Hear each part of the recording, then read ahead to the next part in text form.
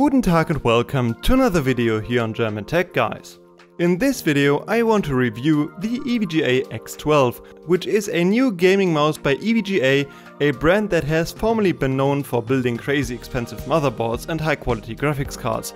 But in recent years they've stepped more and more into the peripherals market, and this is one of their latest products. The X12 got introduced at CES in 2022 as one of 6 mice that support Nvidia's Reflex technology. A word that I would use to describe the X12 is medium. And I don't mean that in any negative way, it's just that this mouse is about medium weight, medium size and medium price. So it should technically fit a lot of different use cases and appeal to a lot of different buyers. It has a PixArt 3389 optical sensor with a maximum resolution of 16,000 dpi, as well as a secondary optical LOD sensor. It also has an 8000 Hertz polling rate. Now, these days there are different approaches to what the perfect gaming mouse should be like. The two main ones are that a mouse is either really feature rich, has very high quality materials and a very high build quality, but is also usually rather heavy. Or the other one is that a mouse is as light as possible, usually a bit plasticky, and somewhat compromises on features in order to achieve its low weight. Many people at this point prefer the second approach, especially people who play a lot of first-person shooters. Now the X12 kind of falls in between those categories, weighing in at 75 grams, which isn't really competitive with the lightest gaming mice on the market, which sometimes weigh as little as 49 grams, but is still significantly lighter than some of the high-end clunky models that weigh as much as 120 grams or more. I have used a lot of heavy mice in the past without questioning, but at some point I got suggested trying out a lighter mouse, and so I switched from the Corsair M65 to the Corsair Harpoon Pro RGB. And I actually kind of preferred it, even though it was a lot cheaper and a lot cheaper build. But at 86 grams it was significantly lighter than the M65 at 135 grams. And so I stuck with it for a while. But I always had two issues with that mouse. For one, the cable was very stiff, so whenever it would get caught on my desk somewhere, I would feel the resistance in the movement of the mouse, which wasn't very nice. And also, it was always a little bit too small for my hand, and so after playing for some time, I would feel pain in my hand. And so I started looking out for a new mouse, and I finally settled on the X12. With its very flexible 2-meter paracord cable, feeling any kind of resistance in the cable should be a thing of the past. And at roughly 12 cm of length, it should also technically fit a lot of different hand sizes.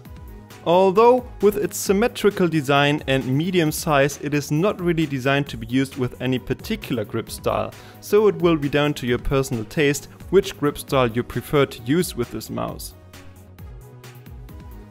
When using the X12, I quickly discovered that its cable brings another very specific problem with it, as it would frequently get stuck on the rough edges of my mousepad. If they had used the same mesh material on the cable they had used on my Z15 keyboard, that problem wouldn't have existed. But for some reason they decided to use another material that would frequently get stuck. So yeah, if you're looking into buying this mouse, you should definitely make sure that your mousepad doesn't have any rough edges the cable can get stuck on. And I feel like this is a little bit of an oversight. The last important component that makes up a product's appeal is obviously the price. And at roughly 60 euros you couldn't really call the X12 cheap, but you couldn't really call it expensive either. I think medium is a word that describes the price rather well. And I think that wraps all the important things up. Let's come to a conclusion. The thing that I like most about the X12 is probably the weight.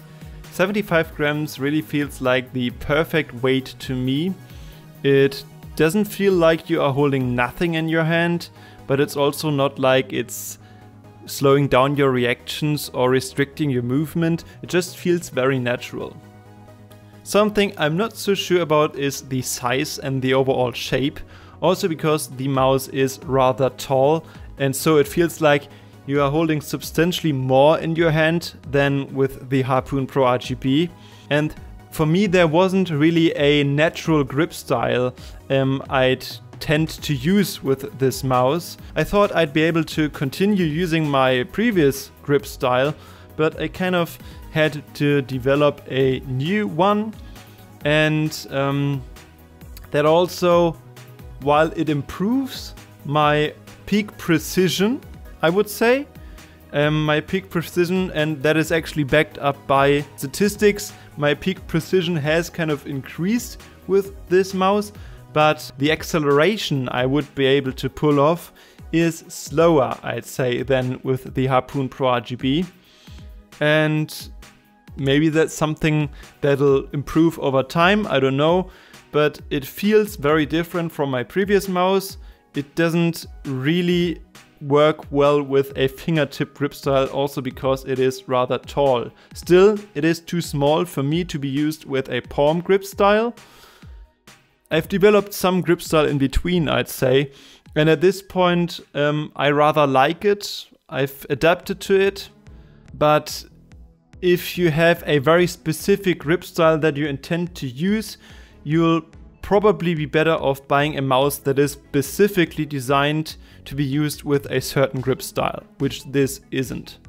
However, if you don't care about specific grip styles and just want a good all-rounder, the X12 is probably the right mouse for you. That's my review of the EVGA X12. If you liked it, leave a like and consider subscribing, and I hope I'll see you in the next one.